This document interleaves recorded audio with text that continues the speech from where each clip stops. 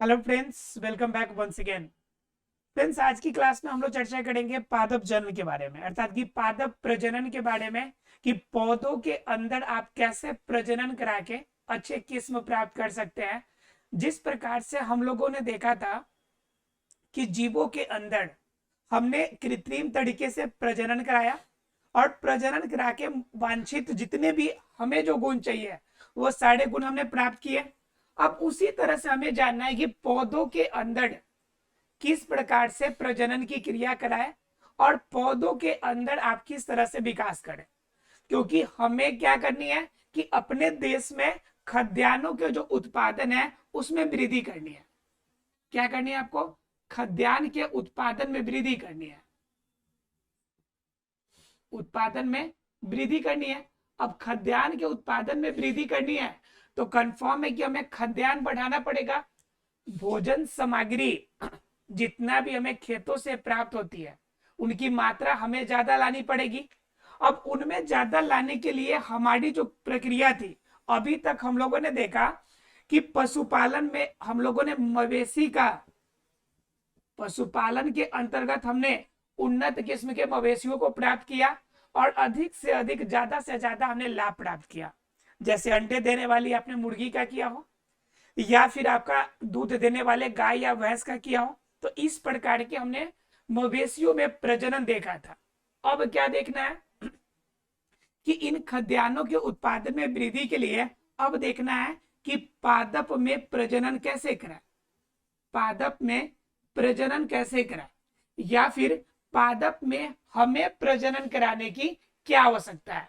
वह प्राकृतिक रूप से पादप तो प्रजनन करते ही हैं, क्योंकि पादप तो एक सूक्ष्म जीव है, सॉरी, एक सजीव है। और सजीव का एक यह गुण होता है कि वह अपने ही जैसे संतानों की उत्पत्ति करेगा, अर्थात कि प्रजनन की क्रिया सामान्य रूप से वो करेगा, ये तो पता है।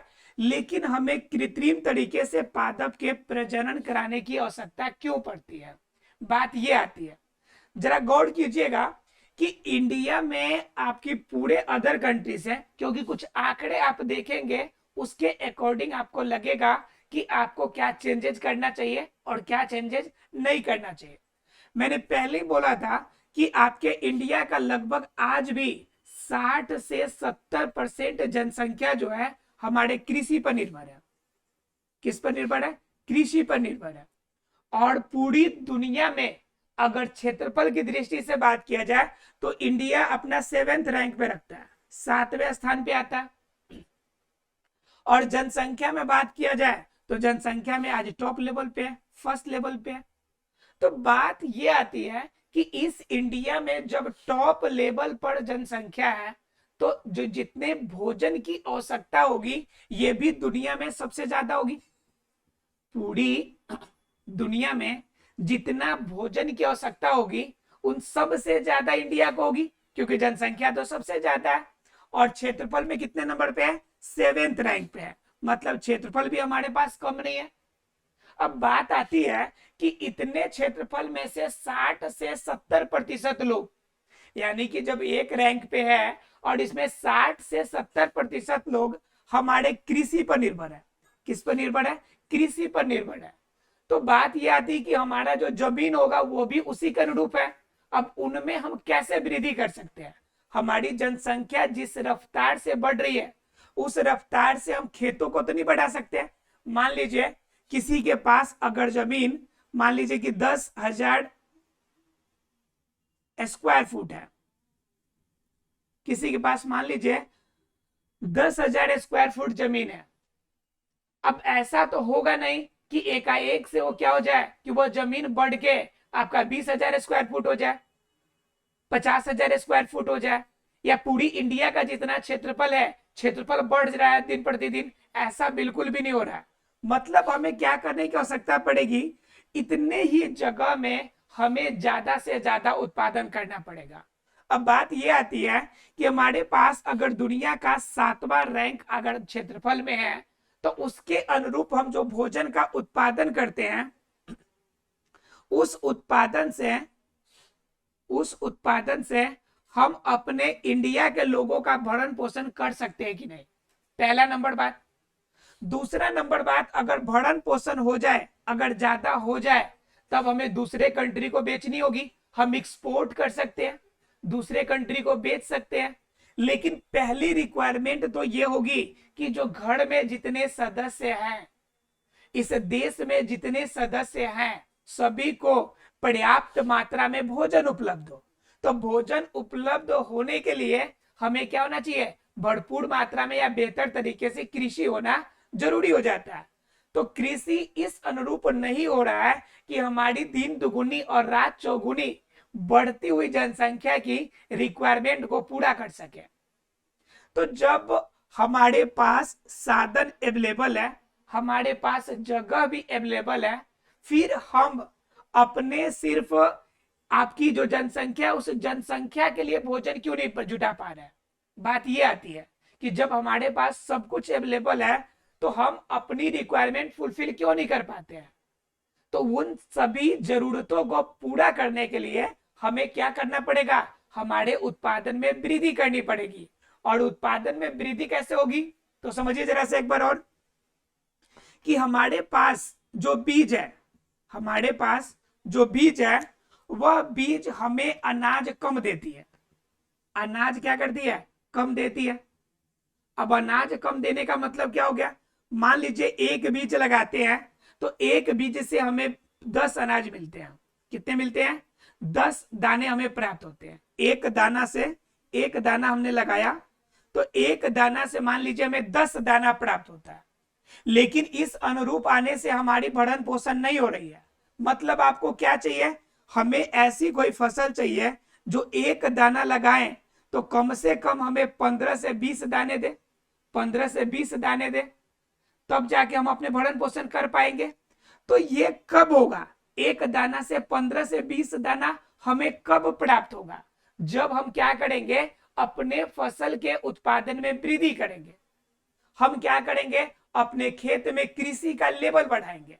तो कृषि का लेवल बढ़ाने के लिए हमें क्या जरूरत पड़ेगी? कि हमें उन्नत किस्म के बीज की आवश्यकता पड़ेगी, ज्यादा बेहतरीन बीज की आवश्यकता पड़ेगी।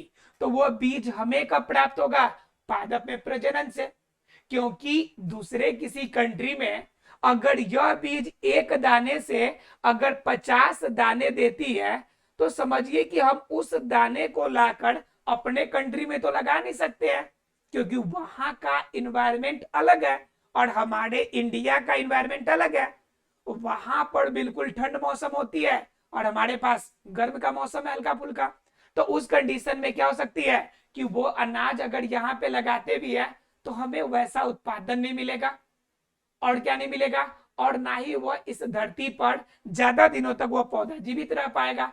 तो लगाने से भी कोई फायदा नहीं होगा हमें। तो हमें क्या चाहिए? कि उस दाने को अपने इंडिया में लगाए भी और हमें ज्यादा उत्पादन भी मिले।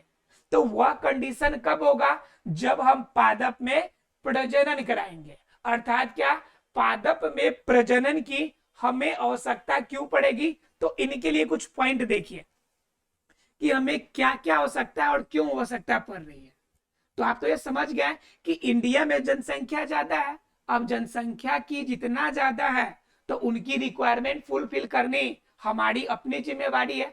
मान लीजिए एक परिवार में अगर 10 सदस्य है, तो हर सदस्य की जिम्मेवारी है कि घर के सभी लोगों को सामान्य रूप से जितनी आवश्यकता की चीजें हैं, सभी को अवेलेबल हो सके। तो उस कंडीशन में हम अगर इस देश में है, इस देश का सदस्य है, तो हमें भी क्या चाहिए? हमें भी फुलफिल करने के लिए अपना योगदान देना चाहिए।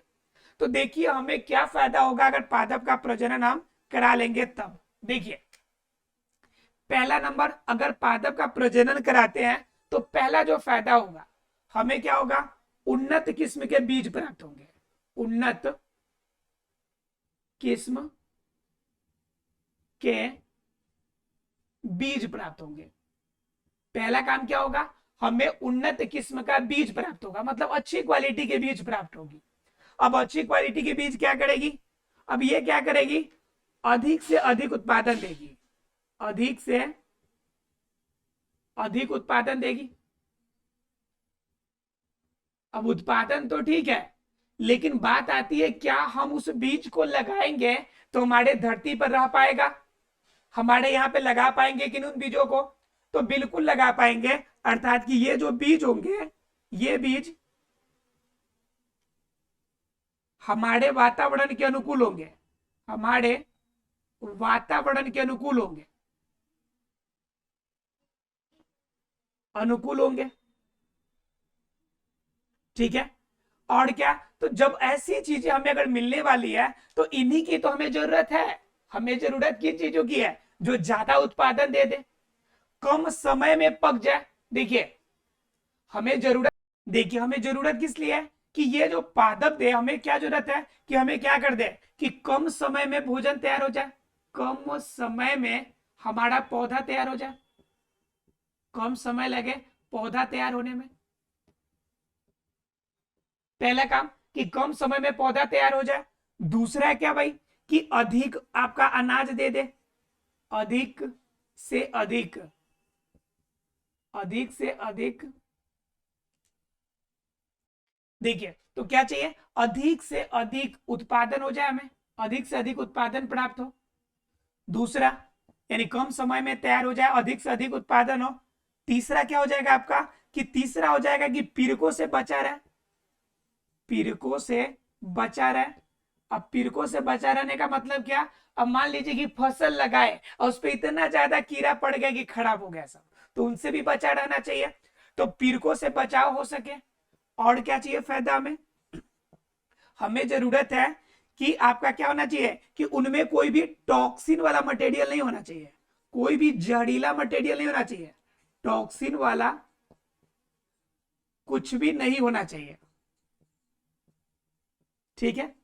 उसके बाद क्या, इससे वातावरण पे कोई प्रभाव नहीं पड़ना चाहिए, वातावरण पर प्रभाव नहीं पड़ना चाहिए।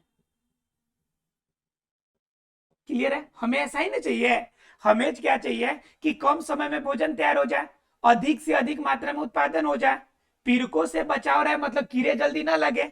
उसके बाद टॉक्सिन वाला कुछ भी आइटम उसमें नहीं होना चाहिए, जहरीला आइटम नहीं होना चाहिए। नहीं तो मान लीजिए कि अनाज खूब उत्पादन हो गया और खाए बस निपट जाए, तो ऐसा भी नहीं होना चाहिए भाई। ऐसा होना चाहिए कि जिसका इस्तेमाल आप सामान्य तरीके से कर सके और वातावरण पर भी इसका कोई कुप्रभाव ना पड़े। उसके बाद और क्या, हमें यह चाहिए कि हमारे अगर क्षेत्र में अगर तापमान बढ़ जाए, ताप बढ़े या सूखा पड़ जाए, सूखा पड़े, तो उस कंडीशन में भी क्या करे, तो उस कंडीशन में भी हमें उत्पादन दे, उस कंडीशन में भी हमें क्या मिल जाए, हमें क्या कहते हैं अनाज मिल जाए हमें, अर्थात कि उत्पादन हो जाए। उसके अलावा अगर हमें बाढ़ आ जाए तो इस बाढ़ के कंडीशन में भी अनाज प्राप्त हो, बाढ़ में भी हमें क्या मिल जाए, फसल का उत्पादन हो जाए, फसल प्राप्त हो। तो ये सभी हमें जरूरत है कि पादप प्रजनन करने के लिए हमें इतने चीजों की आवश्यकता है कि कम समय में पौधा तैयार होगा। मान लीजिए जो तैयार होने में 6 मंथ लग रहा है, अगर वो 4 मंथ में तैयार हो जाएगा तो 2 मंथ में हम और खेती कर सकते हैं ना जी। तो ये कम समय में तैयार हो जाए और जो पौधा मिले वह ज्यादा से ज्यादा उत्पादन दे दे। अब ज्यादा उत्पादन देगा तो आपको कम खेत में ज्यादा अनाज हो जाएंगे, ऑटोमेटिकली आपका क्या हो जाएगा, व्यवसाय बढ़ेगा। जहां पे मान लीजिए 1 कट्ठा के अंदर अगर 1 क्विंटल आते थे, कल अगर 3 क्विंटल आने लगे, तो बताइए इससे बड़ी खुशी की क्या बात है। तो हम वैसा ही बीज लगाएंगे। तो कह रहा है कि अधिक से अधिक उत्पादन होना चाहिए। उसके बाद पीड़कों से बचाव। सबसे ज्यादा समस्या तो तब होती है कि खेती खूब बढ़िया हो गया और इतना ज्यादा उसमें कीड़े लग जाते हैं कि बना बनाया खेती भी क्या हो जाता है, बर्बाद हो जाता है। तो पीड़कों से बचाव होना चाहिए। उसके बाद क्या, टॉक्सिन वाला कुछ भी नहीं होना चाहिए, उसके अंदर कोई भी जहरीला मटेरियल नहीं होना चाहिए। उसके बाद क्या, वातावरण पर इसका कोई भी कुप्रभाव नहीं पड़ना चाहिए। और सबसे बड़ा बात है कि हमारे समस्या, हमारे देश में ज्यादातर प्रॉब्लम ये होती है कि कभी कहीं पे सूखा पड़ जाएगा तो कभी बाढ़ आ जाएगा। तो इस कंडीशन में भी, इस प्रतिकूल कंडीशन में भी हमारे वातावरण में वह अपने आप को सही तरीके से सामंजस्य बैठा सके। तो ये इतना चीज हमें चाहिए। अब इतना चीज चाहिए तो अगर प्रजनन हम करा देंगे तो ये सारी चीजें हमें प्राप्त होगी। उन्नत किस्म का बीज होगा और ये क्या करेगा, हमें ये कम समय में तैयार होकर देगा, अधिक से अधिक उत्पादन देगा, टिड्डों से बचा के रखेगा, पहला काम। उसके बाद क्या, उत्पादन की मात्रा बढ़ा के देगा हमें, तो कंफर्म है कि आपका कृषि करने की जो जरूरत है वो पूरा होगा। उसके बाद क्या, बीज हमारे वातावरण के अनुकूल है, अगर ये अनुकूलता रहेगी तो हमारी रिक्वायरमेंट पूरी होगी।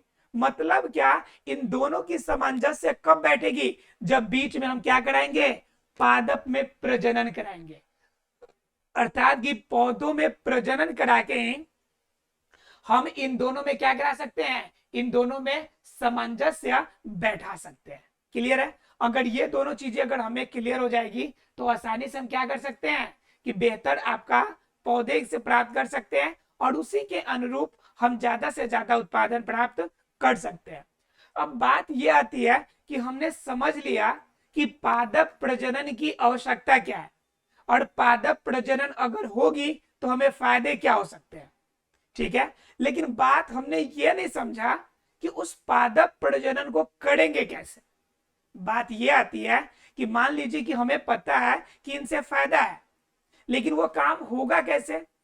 फायदा तो समझ में आ गया कि बहुत फायदा है इससे, इस काम को करने में, लेकिन उस काम को करने में क्या इतना आसान है, तो जरा जानते हैं कि कितना ज्यादा मुश्किल का सामना करना पड़ सकता है, या फिर आसान तरीके से हम पादपों में प्रजनन करा सकते हैं। तो अब जान लेते हैं पादपों में प्रजनन की क्रिया विधि। चलिए देखते हैं कि पादप प्रजनन करने के लिए आपको कौन कौन से उपकरण करने पड़ेंगे, मतलब कि कौन कौन सी क्रियाएं करनी पड़ेगी तब जाकर पादप प्रजनन होगा।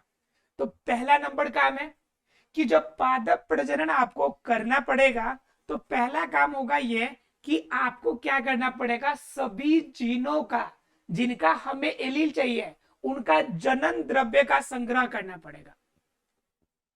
जनन द्रव्य का संग्रह करना पड़ेगा।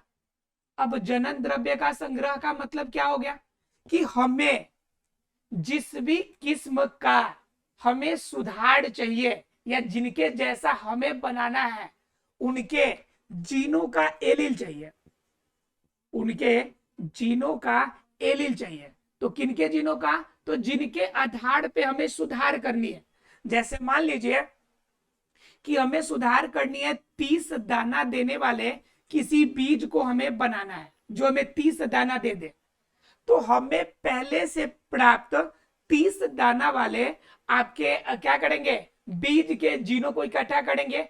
इस प्रकार अलग अलग प्रकार के बीजों के जीनों का एलील बना के और सभी का हम क्या करेंगे, संग्रह करेंगे, सभी का इकट्ठा करेंगे। अब ऐसा नहीं कि सिर्फ एक ही बीज का, अलग अलग प्रकार के जितने भी उन्नत नस्ल है, जितने भी उन्नत बीज जनन करने योग्य है, सभी के जीन हमें ज्यादा से ज्यादा इकट्ठा करने पड़ेंगे। तो जब सबको इकट्ठा करेंगे तो इसे कहेंगे जनन द्रव्य का संग्रह करना। पहला काम कि इनका संग्रह कर लेंगे। अब जब संग्रह हमारे पास हो गया तो दूसरा काम क्या है कि इसमें हमें चयन करना पड़ेगा कि कौन सा उपयुक्त है जो हमारे पास जो अवेलेबल जो आपके दाने हैं उनके साथ क्रॉस कर सकता है। मतलब क्या कि हमें जनकों का चयन करना पड़ेगा।